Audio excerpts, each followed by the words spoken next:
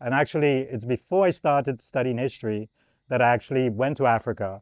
I went there as an agriculture volunteer and got the opportunity to really learn a lot about things that we grew up with in Grenada, but didn't understand some of the connections to West Africa.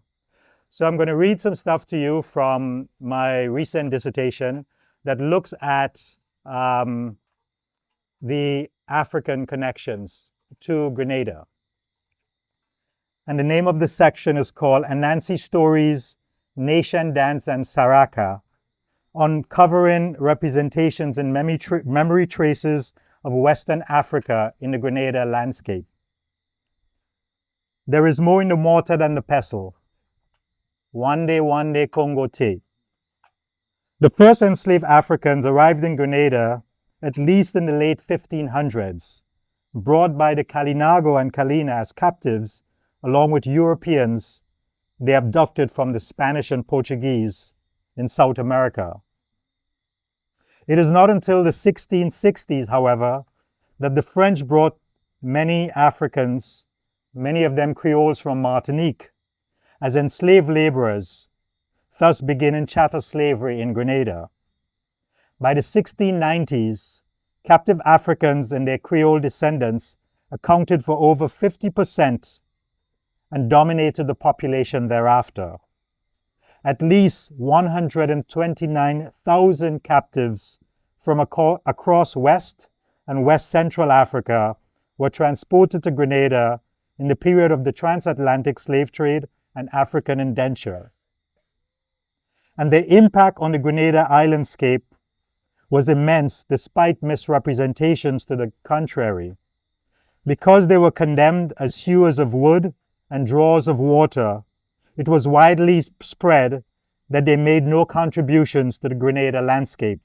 This landscape they inhabited and bore the pain of their enslavement.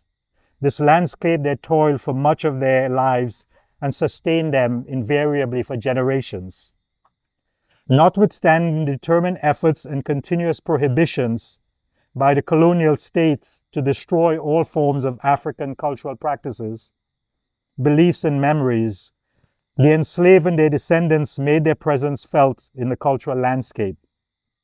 Captive Africans and their enslaved descendants transformed and altered the Grenada island in diverse and multiple ways in the course of their heroic struggles to survive the death trap that was slavery and to make their lives bearable.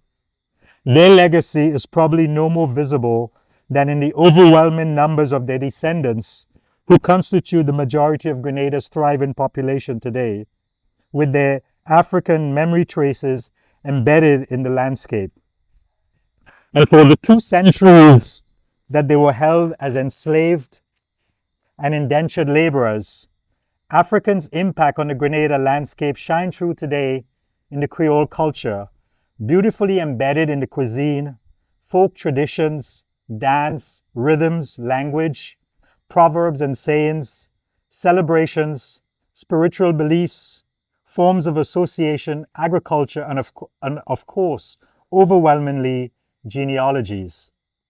The story of captive Africans and their descendants in Grenada remains at the core of the narrative of who we were and who we are, as their descendants are the predominant heirs to the Grenada islandscape, having triumphantly risen from decimated indigenous roots, forcibly grafted onto dominant European colonial foundations, yet sustained by their suppressed African memories to assemble Grenadian society from shattered histories.